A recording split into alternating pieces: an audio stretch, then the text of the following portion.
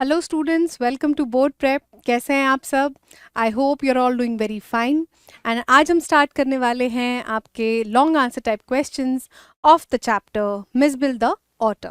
इससे पहले हम डिटेल में पूरा चैप्टर देख चुके हैं and we have also cover the NCERT questions and also the extract based questions. तो अभी फटाफट से without wasting any time let's get started. Alright, so पहला क्वेश्चन क्या कहता है? What good qualities did the air hostess have in the story about Mijbil the otter? अब एक तरीके से ये कैरेक्टर स्केच है आपका एयर हॉस्टेस जो कैरेक्टर है उनका। Alright, in the story Mijbil the otter the air hostess was a very nice, friendly and understanding lady. और क्या थी वो? She was a very nice lady because उन्होंने पूरी सिचुएशन को समझा and she tried to help the author. When she found out about everything that had happened just half an hour before, she felt the same way the narrator did. She let the narrator keep the otter on his lap. और क्या था, जब उन्होंने पूरा incident उनको बताया कि भाई ऐसे ऐसे मैंने इसको ऑटर को जो है वो एक बॉक्स में रख दिया था and he was trying to get out of the box and उसने इन द प्रोसेस अपने आप को हर्ट कर लिया था and he was very scared. तो उन्होंने जब ये पूरी बात बताई तो जो लेडी है उन्होंने भी बहुत सिंपथाइज किया उनके साथ में एंड शी सेड कि आप ऐसा करो, इसको उठा के अपने लैप में रख लो. This shows that she was not only doing her job well but also cared about others. और इससे पता लगता है कि वो सिर्फ अपना जॉब नहीं कर रही थी वहाँ पे, ठीक है, जो सेट रूल्स एंड रेगुलेशंस है उनको फॉलो नहीं कर रही थी. She also cared about people and she try to help them. She wanted to help the narrator find the otter and did everything she could for Maxwell and the otter. और क्या हुआ, जब otter जो हमारा जो मिसबिल है वो निकल के भाग गया था बिल्कुल एयरक्राफ्ट में, तब भी उन्होंने ऑफर किया कि मैं हेल्प कर देती हूँ उसको ढूंढने के लिए. एंड उन्होंने सारी तरीके से possibly however she could have helped Maxwell and the otter, she did it. Alright, the narrator called the air hostess the queen of her kind. Do you find such people these days? तो वो बोल रहे हैं कि भाई उन्होंने क्या बोला, नरेटर हैं जो हमारे गैविन मैक्सवेल हैं ऑथर, उन्होंने उनको क्या बोला एयर हॉस्टेस को? Queen of her very kind. तो ऐसा उन्होंने उनको क्यों बोला और क्या आपको एक्चुअल में ऐसे लोग मिलते हैं लाइफ में? In the story, Mitchell the otter, the narrator thinks the air hostess is really good at her job. और जो स्टोरी है उसमें जो ऑथर है ना उनको ऐसा लगता है कि भाई जो एयर हॉस्टेस है वो बहुत ज़्यादा, she is a very nice person, she is a very nice lady.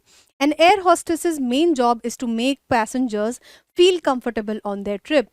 और जो एयर हॉस्टेस का जो मेन जॉब होता है, part of that job is to make people comfortable on the trip, make people comfortable on the airline, और उनको सारी चीज़ें वो प्रोवाइड कराएं जिनकी उनको ज़रूरत है. The air hostess in the story understood what the narrator was going through and wanted to help. और क्या उन्होंने पूरी स्टोरी सुनी?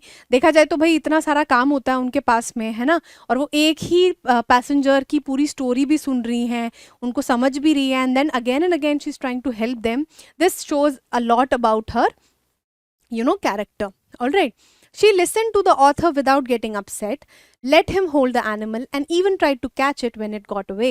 और उन्होंने कैसे कैसे मदद करी भाई, पहले तो पूरी स्टोरी भी सुनी उनकी कि क्या हुआ था, है ना, उसके बाद उनको अलाउ भी कर दिया कि भाई आप इसको क्या करो, अपनी गोदी में रख लो. एंड फाइनली जब ऑटर भाग गया था इधर उधर, तब उसके बाद उन्होंने ऑफर भी किया कि आप बैठ जाओ प्लीज़, मैं उसको ढूंढ के लेके आती हूँ.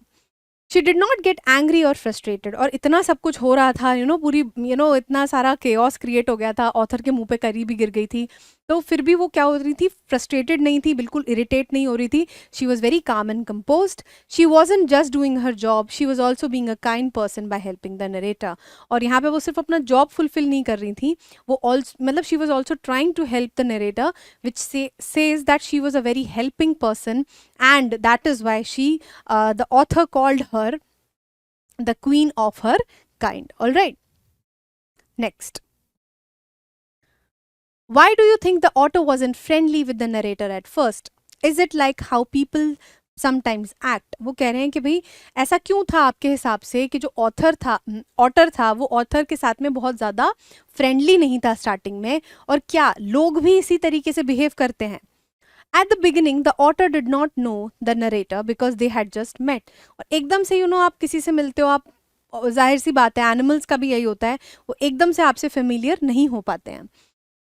Being in a new place with new things around, the otter wasn't familiar with the narrator or the surroundings. और दोनों ही चीज़ें, एक तो वो मार्शेस में रहते हैं, वहाँ से उठा के आपने एकदम कंक्रीट स्ट्रक्चर में उसको रख दिया, एक नई जगह में, एक नए पर्सन के साथ में, तो जाहिर सी बात है he was taking his time.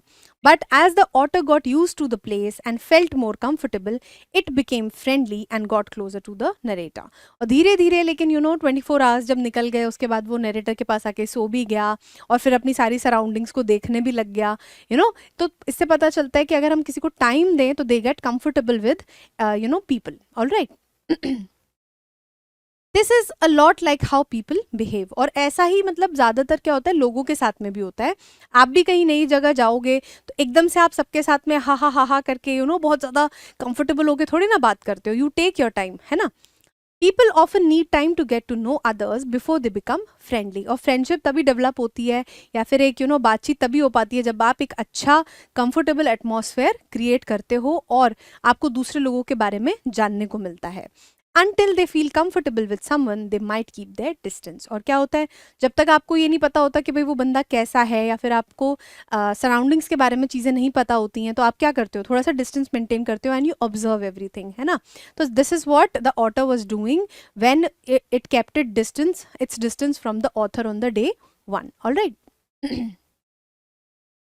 Next, what happen during Mijbil's journey to London. और लंदन आते आते जो पूरी जर्नी में पूरा केओस क्रिएट हुआ था वो सब के बारे में आपसे यहाँ पे पूछ रहे हैं. That what happened during that flight. The author needed to go from Basra to London. कहाँ से कहाँ जा रहे थे, बसरा से लंदन जा रहे थे. But the British airline did not allow animals on their flights. और ब्रिटिश एयरलाइंस जो थी वो एनिमल्स को अलाउ नहीं करती फ्लाइट पे. So the author booked tickets on a different airline. और उन्होंने क्या किया, दूसरी एयरलाइन में टिकट बुक करी. However, this airline said that Mijbil, the otter, had to be in a small box not bigger than 18 inches. और 18 by 18 का उनको क्या करना था, एक बॉक्स बनाना था, उसके अंदर मिजबिल को ले जाना था. The author put Mijbil in the box an hour before leaving for the airport so he would get used to it. और क्या किया उन्होंने कि भाई थोड़ा कस्टम हो जाएगा, उसको घबराहट नहीं होगी एकदम से. तो 1 घंटा पहले उन्होंने उसको क्या करा, उस बॉक्स में रख दिया. Then the author left for a quick meal. और एकदम से क्या होता है, जैसे आप कहीं जा रहे होते हो, सारी अरेंजमेंट्स के बीच में आप खाना पीना भूल जाते हो, तो एकदम से क्या हुआ कि उन्होंने ऑटर को उस बॉक्स में डाला एंड फटाफट से वो एक खाना खाने के लिए थोड़ा सा चले गए. When he returned, he found Mijbil injured in the box. He had tried to escape from it. और क्या हुआ था, पहला इंसिडेंट यही था कि बॉक्स में से उसने निकलने की पूरी कोशिश करी और इस प्रोसेस में उसने क्या किया, अपने आप को हर्ट कर लिया था और खून पूरी तरीके से पूरे चारों तरफ फैल गया था. With only 10 minutes left before the flight, he had to put Mijbil back in the box. अब 10 ही मिनट बचे थे, नया बॉक्स वगैरह सब कैसे अरेंज करते वो, तो उन्होंने फटाफट से उसी बॉक्स में उसको डाला एंड वो ले गए उसको. During the flight, the author told the kind air hostess about Mijbil's condition. And she suggested he could keep Mijbil on his lap. और फाइनली क्या हुआ कि भाई उन्होंने वहाँ पे जाके एयर हॉस्टेस को बोला कि भाई आप प्लीज़ समझो मेरा situation, that Mijbil has been hurt और ये सब हो गया है. तो उसके रिप्लाई में क्या किया, एयर हॉस्टेस ने उनको बोला कि आप ऐसा करो, इसको उठा के अपने गोदी में रख लो. When the author opened the box, Mijbil quickly got out and disappeared down the airplane. और एकदम से जैसे उन्होंने डब्बा खोला, ऑटर तो मिजबिल तो एकदम से पहले ही वो घबराया हुआ था, उसे लगा कि पता नहीं अब कौन से डब्बे में डाल देगा मुझको ये, तो वो एकदम से भाग गया. The author tried to catch Mijbil but ended up with curry all over his face या फिर माउथ. और क्या हुआ, एकदम से जैसे ही उसने पकड़ने की कोशिश करी उसको मिजबिल को, तो कहीं वो टकरा गए और उनके ऊपर पूरी सब्जी गिर गई. The air hostess helped search for Mijbil and eventually the author found Mijbil near his lap. और फाइनली क्या हुआ, एयर हॉस्टेस ने भी ऑफर किया कि मैं ढूंढ लेती हूँ उसको, लेकिन फिर मिजबिल खुद ही घूम फिर के उनके पास आ गया एंड वो उनकी लैप में आके बैठ गया था. So this was the incident that took place on the flight from London to Basra. Author is a great lover of animals. He decided to have an otter, a unique animal, as a pet. There are many responsibilities towards the pet to keep them happy. Explain. अब यहाँ पे बोल रहे हैं कि author क्या है, उनको जनरली एनिमल्स से बहुत प्यार है, इसी के चलते उन्होंने एक जनरल पेट नहीं लिया. डॉग तो उनके पास पहले था, so he was very sad, he did not want a dog. तो उसके जगह पे वो कैट भी ले सकते थे, बट उसकी जगह पे उन्होंने क्या प्रेफर किया, दैट मैं ऑटर रखूंगा. So this was a very unique choice. तो यहाँ पे ही साथ में पूछ रहे हैं कि बहुत सारी रिस्पॉन्सिबिलिटीज़ आ जाती हैं when you have to when you decide to keep a pet, तो उनको लिस्ट करना है and you have to explain them briefly. For some people life without a pet is lonely. कुछ लोग होते हैं वो कुछ ज़्यादा ही they are dependent on a pet और उनको पेट चाहिए ही चाहिए होता है अपनी लाइफ में. The same happened with the narrator. When his pet dog died, he became extremely sad. और क्या हुआ कि सेम चीज़ ऑथर के साथ में भी थी. When he lost his dog Johnny, तो suddenly he felt that void in his life and he wanted a pet otter. उन्होंने डिसाइड किया कि भाई अब जो है वो डॉग की जगह एक ऑटर को रखेंगे. To overcome his grief he decided to have an otter as a pet. और क्या हुआ भाई, इस ग्रीफ को फाइट करने के लिए उन्होंने डिसाइड किया दैट अब वो डॉग को नहीं रखेंगे, वो ऑटर रखेंगे अपने पास. This shows his immense love for all animals. Owning a pet means a lot of responsibility. और इन इस सारी चीज़ों से पता चलता है कि वो जनरली सारे एनिमल्स को बहुत प्यार करते थे. एंड पेट रखना भी क्या होता है, एक रिस्पॉन्सिबिलिटी होती है बहुत बड़ी. Alright. A pet must be treated as a family member. It should be regularly vaccinated. A pet needs proper toilet training and must be taught to obey your instructions. और क्या है भाई, पेट जो है वो बाहर तो नहीं घूम रहा है, घर में है, तो उनको बहुत ज़्यादा प्यार से रखना पड़ता है. They should feel loved all the time.